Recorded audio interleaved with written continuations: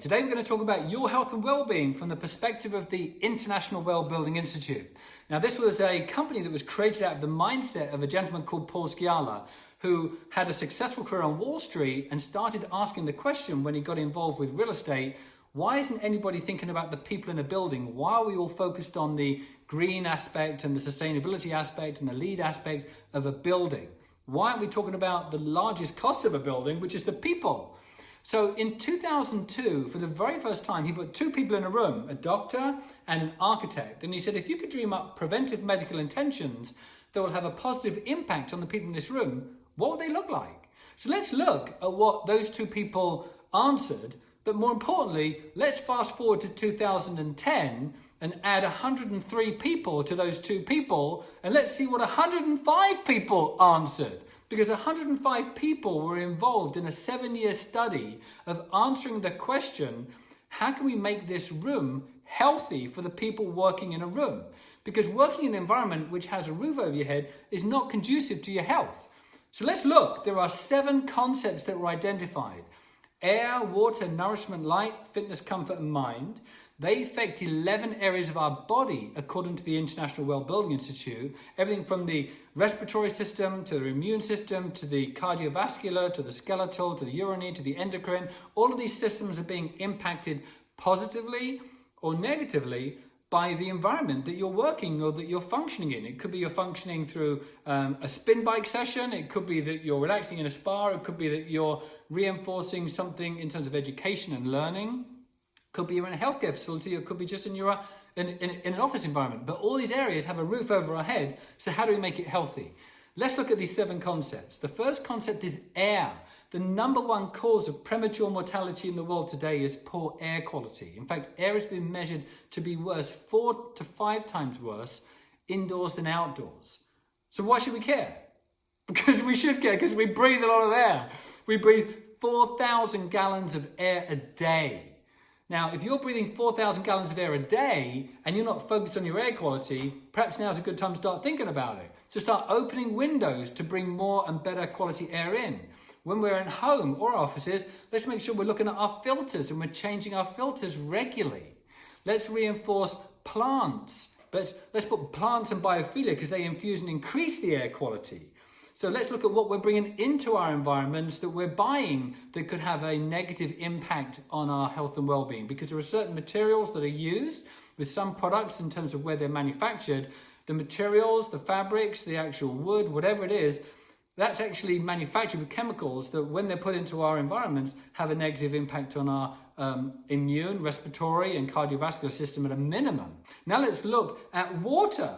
Water. Now, have you ever gotten to a situation where you've either been relaxing or you've been working or doing something and then you suddenly feel thirsty? You're already dehydrated. According to the World Health Organization, 82% of people who are walking around in North America are walking around in some mild form of dehydration. So, why is it important? Not just to get rid of waste and toxins and feel comfortable, but drinking the right amount of water regularly actually regulates your body temperature. That's how important it is. It also acts as a shock absorber for your spine and your brain. So if you have water regularly around, if you can see water, you'll drink it. Now let's look at nourishment. Nourishment is the third concept. Hippocrates said, let food be thy medicine, medicine be thy food. So how important is that? Let's pay attention to micronutrients. Those are vitamins and minerals, or vitamins and minerals, not the macronutrients, which are the proteins, carbohydrates, and fats.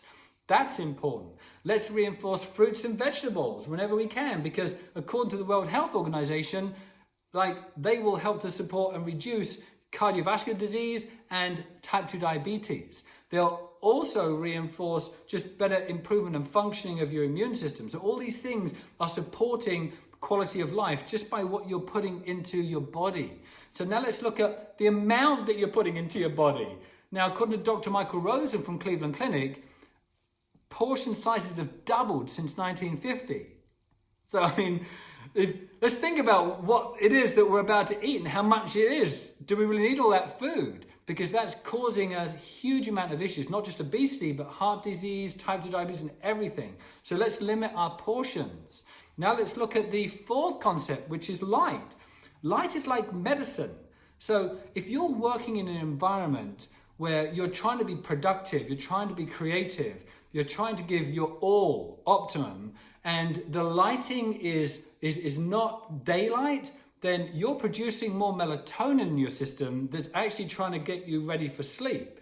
So let's make sure we have the right light and we're exposed to the right light in our environments. You know, it wasn't long ago, I think 15, 16 years ago, where we realized that for the very first time, apart from just our eyes seeing, our eyes had another cell called a ganglion cell that's now called the circadian optic nerve that actually is taking in light and trying to balance our circadian rhythm. So if we're getting too little light in the day and too much at night, then we're producing too much melatonin in the day, we're trying to sleep, our body is trying to get us to sleep, and then if we have too much light at night, we're producing too much cortisol, so we're getting ready to be creative and function. So that's what we've got it the wrong way around. So think about it. This is all about self-awareness. Now let's look at the fifth concept, which is fitness. This is like a no-brainer. You know, according to the World Health Organization, at least 5 times a week, let's give 30 minutes of exercise a day. Muscle strengthening as well as cardiovascular. There are studies done where if you're regularly exercising and moving consistently in a pattern over a period of sort of your lifetime, you'll elongate your life. So not just have the better quality of life, but elongate your life too. So let's take those walks, let's move around, let's stretch, let's do things, whatever we can to prompt that movement so we're not static in a long period of time.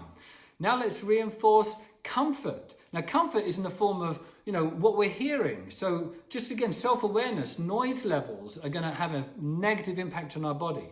Smells. Now if we're exposed to the wrong smells, if we have garbage cans that don't have lids on them, or we've got smells around us that are negative to our systems, we're going to get throat irritation and eye irritation. So be considerate of that. Be aware of that. At thermal temperatures, to make sure that we're aware of if our body's hot or if they're cold and sort of responding to that. So just comfort in general is going to be important. Improve your self-awareness of how you're feeling. And then the last concept is mind. You know, mind is all about a celebration of culture, celebration of biophilia, our mental state, our emotional state, making sure we've got things that have a positive vibration and impact to us. You know, even small little things that we may be given by somebody that for whatever reason we're seeing it as negatively because of the connection to that person that gave us that something we've got on our desk. And there's a lot of feng shui aspect to what you could be considering. But the most important thing is biophilia and the celebration of nature. When you can bring stuff like this into your world, I carry stuff around this in my pocket even, and then get it out now and again because it reduces my stress. I mean, this is biophilia. Studies have been reinforced for people who've had operations that after their operation and they're recuperating for a few days, the people who had the rooms with the views where they could see stuff like this actually had less strength in their medication, were asking for less medication, and were saying, I'm ready to leave now and go home. People who had the same operation, same results, but had a brick wall as a view, were saying, I actually need more medication, I'd like more strength in my medication, and I'd like to stay a bit longer. I mean, you think it'll be the other way around. I mean, this is like, I've got a brick wall and I don't feel very well and I want lots of strength and medication, but actually I now want to stay longer. I mean, it's like interesting. People with a view would think, I'll stay a bit longer because I've got this awesome view. So, I mean, biophilia is critical. It improves concentration levels, mental state, emotional state, and it doesn't even have to be real. As real as this is, it doesn't even have to be real. So all of these elements that I've just shared with you help to have a positive impact on your health and well-being. Share it with others, reinforce it into your world, and just take 2 or 3 items if you can't remember everything, and you'll absolutely improve the quality of your life, and you'll also improve the longevity of your life too if you consistently reinforce it. Good health and well-being to you.